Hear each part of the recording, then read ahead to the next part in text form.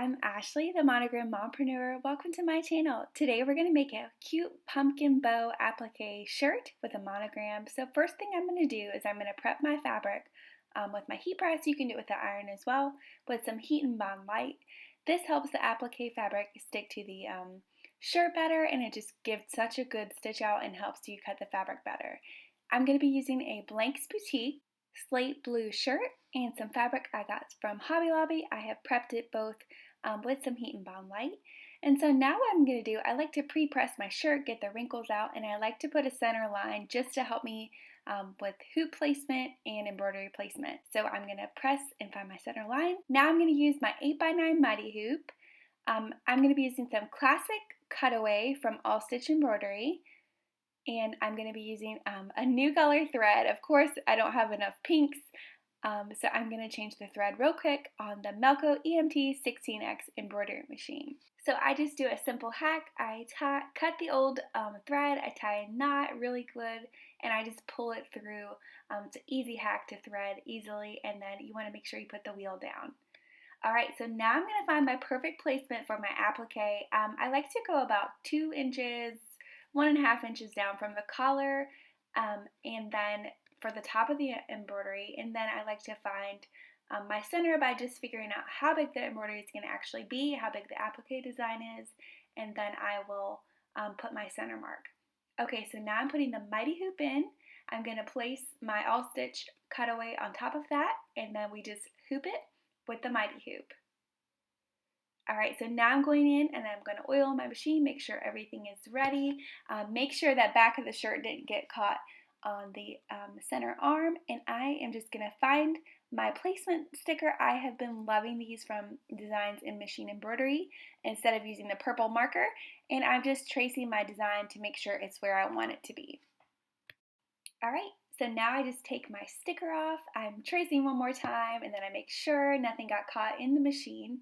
And now it's time to go. Look at that beautiful little pumpkin design. It's from Applique Alley, and the monogram is from, I believe, Apex Embroidery. I'll link everything I'm using today in the description box below. So now I'm just going through, I forgot to add my applique steps, so I'm just manually stopping it after each color. So it'll do a placement stitch, and then it will place the fabric, and then it does a tack down stitch, and then it will do a final little stitch around.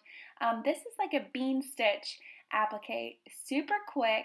So again, there's the placement stitch. We're going to place the fabric. Watch your fingers. So now it's going to do the tack down stitch to tack down that fabric, and then we're going to take it over and we are going to cut around. For this bean stitch or quick stitch look, you get very, very close to the thread, and I kind of figured out a trick to hold it up just and you trim around. You'll get the tautness or tightness figured out once you do a few, and I'm just trimming. And I also like to take a lint roller and get any extra pieces. When you put it back on, it's very important to make sure you don't get that back of the shirt stuck in the machine.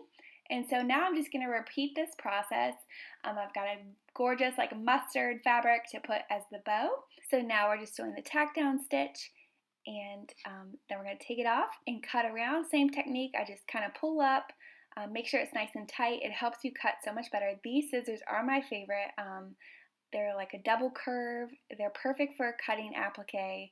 When I lose them, I get so upset. So these are my favorite. I'll link them below as well. And so I'm just cutting as close as I can without nicking it. You'll get the groove once you do enough bean stitch. Again, these are so quick and easy. I'm actually using a navy blue thread on some of the pieces to kind of make it pop.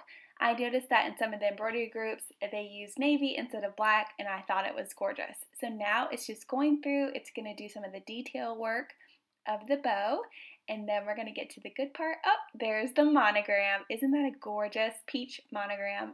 That one is from, I believe, Apex Embroidery, a Suzanne monogram. So now I'm going in and I am activating that heat and bond Lite with my little Cricut mini press, pressing all those details and wrinkles out. And I'm just trimming up any loose threads. Look at those gorgeous colors together. And so now I'm just going to take it off the mighty hoop. And we're going to finish the shirt up. So what we're going to do, look how gorgeous, we're going to cut around that stabilizer. So again, this is the classic cutaway from All Stitch.